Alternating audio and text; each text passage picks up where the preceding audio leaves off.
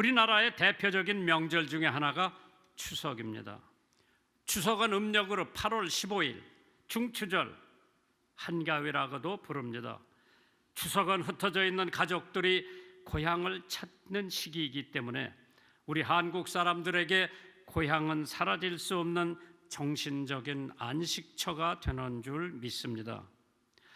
제가 어린이 합창단을 데리고 해외에 가서 찬양을 부를 때 꼭 부르는 애창곡이 하나 있는데, 나의 살던 고향은, 그 노래를 애들이 부르면은 해외 나와 있는 교포들은 울지 않는 교포들이 없는 것 같아요.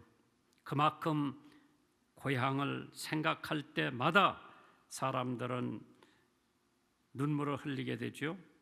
그렇지만 특별히 요즘 코로나19로 고향을 가는 길이 어느 때보다도 멀기만 합니다. 올해 추석은 코로나 확산으로 방지하기 위해서 고향과 친지 방문을 자제할 것을 정부가 권고하고 있었습니다. 민족의 최대 명절인 손꼽아 기다리던 추석이지만은 그동안 명절 문화는 잠시 멈추고 대신에 새로운 명절 문화를 접하게 되었습니다.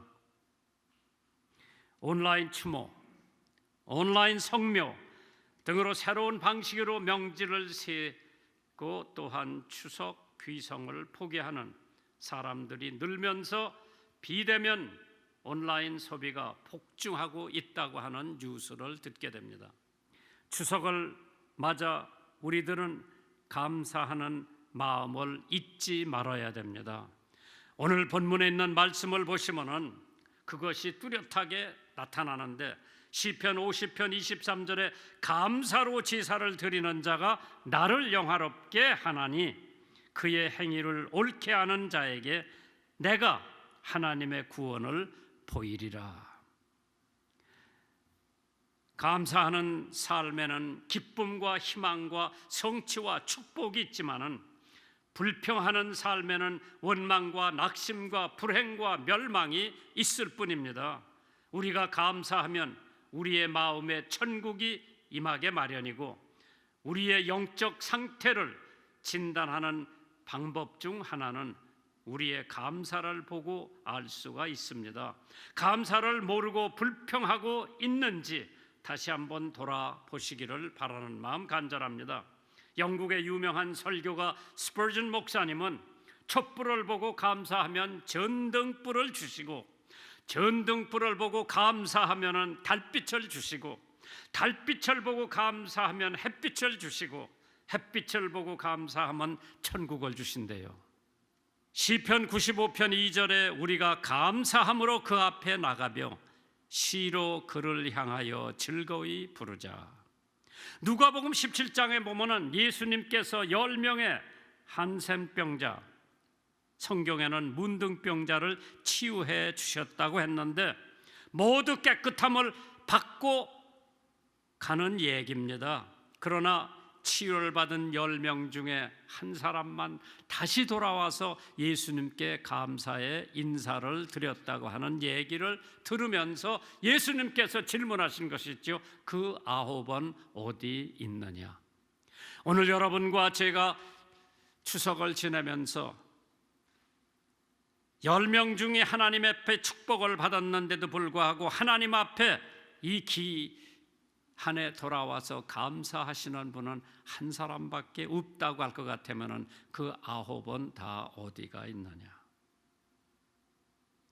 동일한 은혜를 받아도 감사하는 사람이 있고 그렇지 않은 사람이 있는가 하면 감사의 중요성은 아무리 강조해도 범사에 감사하라, 이것이 하나님의 뜻이라고 했습니다. 화려한 궁전에 살면서도 생이란 왜 이렇게 괴로우며 기쁜 일이 하나도 없느냐고 얼굴을 찡그리며 불평하는 사람이 있는가 하면 허름한 오막살이에 살면서도 우리를 지키시는 하늘의 아버지의 한없는 은혜와 사랑을 진심으로 감사하는 사람이 있습니다. 추석 명절을 맞이해 우리 인생에게 행하신 하나님의 놀라우신 자비하심과 은혜를 다시 한번 기억하면서 늘 감사하는 여러분들 되시기를 바랍니다. 오늘 본문에 있는 말씀을 근거로 첫 번째, 광야의 길을 갈 때도 감사했다고 했습니다. 오늘 본문은 이스라엘 백성들이 외국에서 포로 생활을 하던 중 다시 그들이 본국으로 돌아오게 된 긴 역사를 되돌아보면서 그때 베풀었던 하나님의 은혜, 하나님의 사랑, 잊지 못할 갚을 수 없는 하나님의 은혜를 생각하면서 감사했다고 하는 말씀입니다. 광야의 길을 갈 때, 지금 코로나를 인해서 오늘 여러분과 저는 광야의 길을 가고 있지 않은가 생각하게 됩니다. 왜? 모든 생활 수단이 바뀌었기 때문에. 보고 싶은 부모님들 곧 가서 볼 수 없는 그러한 때가 왔지요. 시편 107편 4절 이하에 보면 저희가 광야 사막길에서 방황하며 그 활성을 찾지 못하고 줄이고 목마름으로 그 영혼이 속에서 피곤하였도다. 지금 여러분과 내가 가는 길은 광야의 길이에요. 하고 싶은 거 마음대로 못하고, 먹고 싶은 거 식당에 가서 마음대로 사 먹지 못하고, 그저 배달에 의존하고 있는 우리의 삶 속에서 과연 성경에 보니까 이러한 광야의 길을 가는데도 불구하고 여호와의 인자하심과 인생에게 행하신 귀한 일을 인하여 광야에 간다 하더라도 이스라엘 백성들은 하나님 앞에 찬양을 드렸다고 했습니다. 코로나로 말미암아 엄청 큰 스트레스를 받고 있는 여러분들에게 저 높은 곳을 향하여 날마다 나아갑니다. 주 안에 있는 나에게 딴 근심 있으랴. 이러한 찬양을 부르면서 이 광야의 길을 거쳐간다고 할 것 같으면은, 광야가 끝난다 하면은 여러분들에게 하나님의 신령한 축복이 넘치게 임할 것을 믿으시기 바랍니다. 4절에 보면 광야의 사막길에서 방황하며 거할 성을 찾지 못하고 안주할 수 있는 곳을 찾지 못해 여기저기 정처 없이 방황하고 있던 이스라엘 백성들의 모습을 우리가 볼 수가 있는데, 인자하신 하나님께서는 그들의 부르짖음을 들으시고 그들을 고통 길에서 건져 주셨다고 했습니다.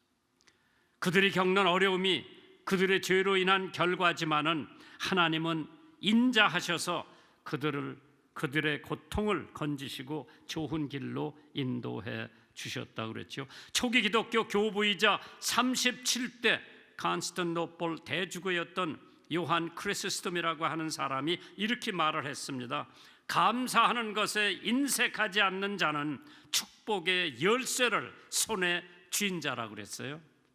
감사하는 사람은 축복의 열쇠를 자기 손에 쥐고 있다고 그랬어요. 독일의 유명한 바네퍼 목사님은 감사를 통해 인생은 풍요로워해진다고 그랬습니다. 아무리 주어도 감사할 줄 모르는 사람은 어리석은 사람입니다.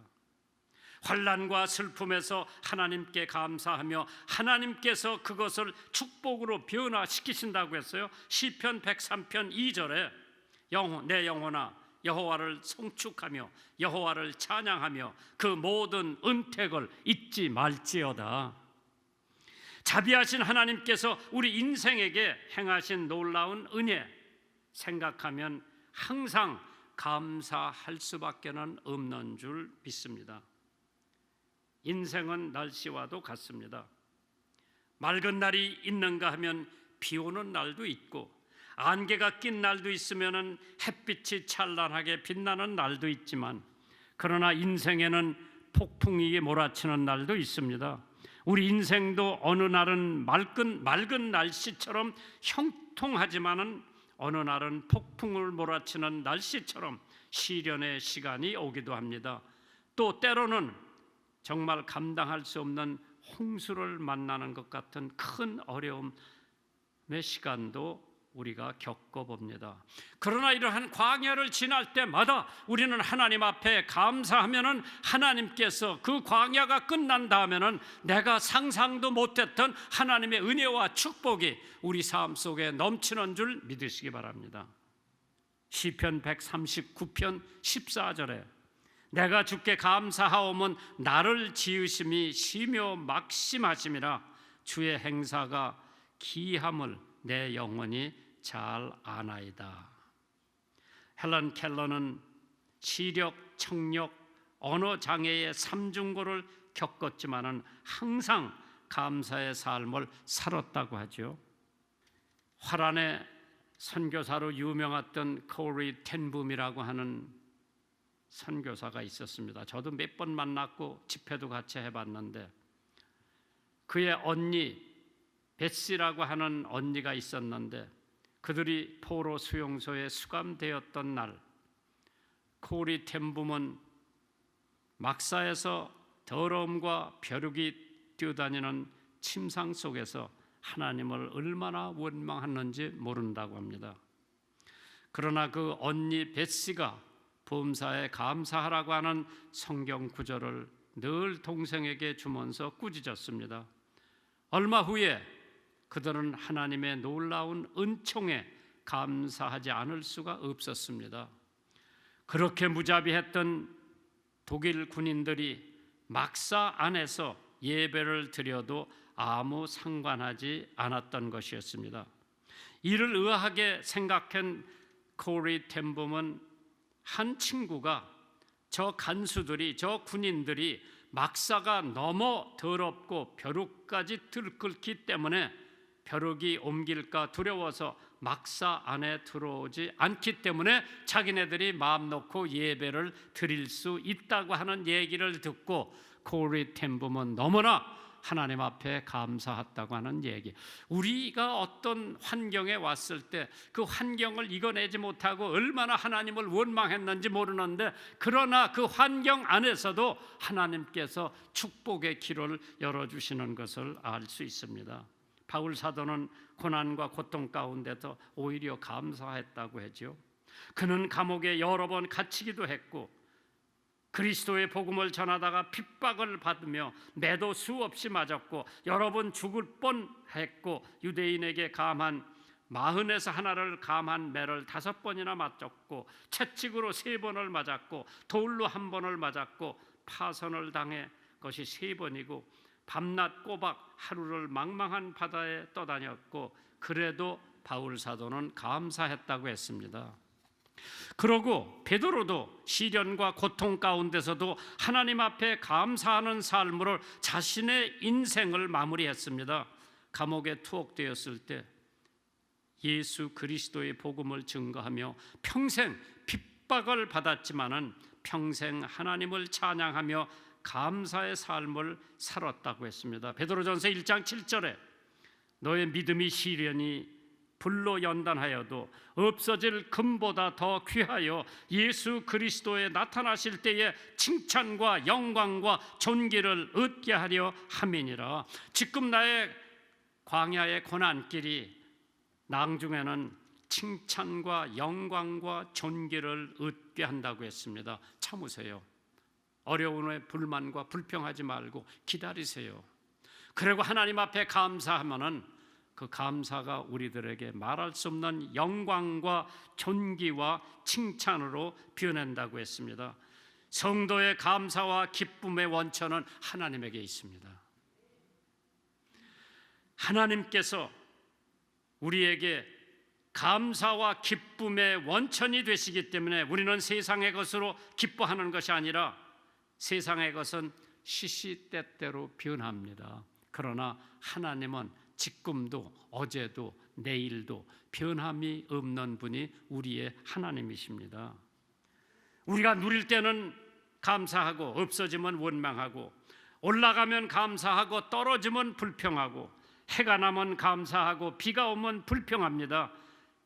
평탄한 길을 걸을 때는 감사하고 광야를 걸을 때는 원망합니다. 그러나 이스라엘 백성들이 광양을 통과해 꿀과 젖이 흐르는 가나안 복지에 들어갔을 때 얼마나 감사가 있었는지. 뇌성마비를 앓고 있는 손명이 하나님의 영광이라고 하는 시집 중에 이러한 시가 있습니다. 내가 행복한 이유는 내게 재물 많은 이유 아니고 주 내게 분깃된 이유 때문에, 내가 행복한 이유는 내게 친구가 많은 이유 아니요 주 내게 친구된 이유 때문에, 내가 행복한 이유는 내게 영광 많은 이유 아니요 주 내게 기쁨된 이유 때문에. 시편 107편 9절에 그가 사모하는 영혼에게 만족을 주시며 줄인 영혼에게 좋은 것으로 채워 주심이니라. 코로나 때문에 먹고 싶은 것도 제대로 먹지 못하고 만나고 싶은 사람 제대로 만나지 못하고 지금 통제 속에서 살고 있는 우리들에게 조금만 참으세요. 하나님께서 우리들에게 좋은 것으로 채워주시고 줄인 영혼에게 흠뻑 채워주신다고 그랬죠. 하나님은 우리를 고통에서 건지시고 바른 길로 인도해 주실 뿐만 아니라 사모하는 영혼에게 만족을 주시고 줄인 영혼에게 좋은 것으로 채워주신다고 했습니다. 우리가 가장 좋은 것을 주시는 하나님께 늘 감사를 할 줄 알아야 우리는 그 광야가 끝난 다음에 상상을 초월하는 하나님의 축복 넘치게 주실 겁니다. 두 번째로 하나님의 인자하심과 사랑에 감사하시길 바랍니다. 오늘 본문에 있는 말씀 시편 107편 1절에 여호와께 감사하라 그는 선하시며 그 인자하심이 영원하미로다. 잠시가 아니라 끝이 없는 영원입니다. 하나님의 인자하심이 없었다면 우리의 인생은 소망이 없을 겁니다. 이렇게도 험하고 악한 세상 가운데 하나님의 선하심이 있고 하나님의 인자하심이 있고 하나님의 사랑이 있기 때문에 감사와 찬송을 드릴 수 있는 성도들이 되시기 바랍니다. 무엇보다도 하나님의 선하심과 인자하심은 일시적인 것이 아니라 영원한 것이기 때문에 더욱 더 감사해야 될 줄 압니다. 인간의 사랑은 영원하지를 못합니다. 조속으로 바뀝니다. 불완전하고 수시로 변하기 때문에 우리는 사람에게 소망을 둘 수가 없습니다. 부부간에 헤어질 때가 있기 때문에 거기다 우리의 소망 전체를 걸을 수가 없죠. 그러나 변하지 않는 하나님의 선하심과 인자하심과 사랑만이 우리의 소망이 됩니다. 그러기에 로마서 8장 35절에 바울이 외치기를 누가 우리를 그리스도의 사랑에서 끊으리요? 환난이나 곤고나 핍박이나 기근이나 적신이나 위험이냐 칼이랴 기록된 바 우리가 종일 주를 위하여 죽임을 당케 되며 도살할 양같이 여김을 받았나이다 함과 같으니라. 그러나 이 모든 일에 우리를 사랑하시는 이로 말미암아 우리가 넉넉히 이기느니라 내가 확신하노니 사망이나 생명이나 천사들이나 권세자들이나 현재일이나 장래일이나 능력이나 높음이나 깊음이나 코로나 바이러스나 다른 아무 피조물이라도 우리를 우리 주 예수 그리스도 안에 있는 하나님의 사랑에서 끊을 수가 없다고 그랬어요. 하나님께서 예수 그리스도를 통해 보여주신 놀라운 사랑은 어떤 피조물도 그 무엇도 끊을 수 없는 사랑입니다. 세상에 있는 사랑은 모두 끊어집니다. 그런 찬송이 있죠. 바다를 먹물로 삼고 하늘을 종이로 삼아도 하나님의 사랑을 다 적을 수가 없다고 했어요. 하나님의 사랑은 영원히 끊어지지 않으며 한계가 없고 조건도 없습니다. 모든 죄를 용서할 수가 있고 치유할 수가 있고 우리의 생명의 자유를 주실 수가 있습니다. 세상의 판단을 무력하게 하며 세상의 능력을 넘어서게 하며 어둠의 권세를 깨트리며 모든 것을 이기게 하시는 하나님의 사랑 다시 한번 생각하며 감사하시는 여러분이 되시기 바랍니다. 불란서 혁명사를 집필하여 그 이름을 전 세계에 떨친 영국의 역사가 타마스 칼라일은 이런 말을 했다고 하죠. 나는 암흑을 사랑하고 흑암 속에 살았으며 죄인 중에 괴수로 빛을 미워하고 경건한 생활을 비웃었으나 하나님은 나에게 풍성한 자비를 베푸시며 나는 하나님의 은혜에 감사하노라. 시편 103편 2절에 내 영혼아 여호와를 송축하며 그 모든 은혜를 잊지 말지어다. 성경은 은혜를 잊지 말라고 하는 말씀을 수없이 기록해 놨습니다. 내게 주신 하나님의 은혜를 기억하며 사는 사람이 행복한 사람입니다. 받은 은혜를 잊어버리며 감사가 없고 불평만 하는 사람, 날마다 매 순간마다 하나님께서 베풀어 주신 구원의 은혜를 기억하며 감사하는 여러분과 제가 되어야 합니다. 성가 작곡가인 웬덜 레브레스라고 하는 사람이 64세 되던 할머니에 대한 특별한 얘기를 들려줍니다. 그런데 이 할머니는 누구보다도 감사하며 사는 할머니였다고 합니다. 그 할머니는 전신 마비가 됐고 오직 쓸 수 있는 그런 엄지손가락 하나였다고 해요.